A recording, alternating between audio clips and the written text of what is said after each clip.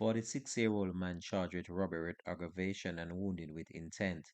Hi again and welcome. This is Links 007 TV News Report, and we'll be right back with the details to come. Welcome to Links 007 TV News Report, providing you with the best in local and international news updates. This is a place where you can get the most reliable and informative news information. Links 007 TV News Report.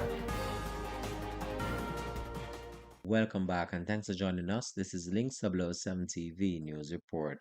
Police assigned to the Kingston Central Police Station say that they have charged a 46-year-old individual who goes by the name Teddy Richards, otherwise called Stephen of Bart Lane, Kingston 13, with robbery, aggravation, and wounding with intent following an incident on Port Royal Street, downtown Kingston last month.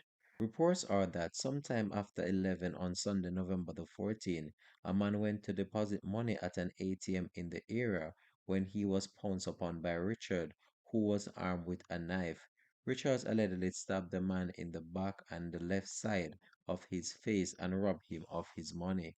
Following an investigation, detective arrested Richards on Sunday, November the 12th.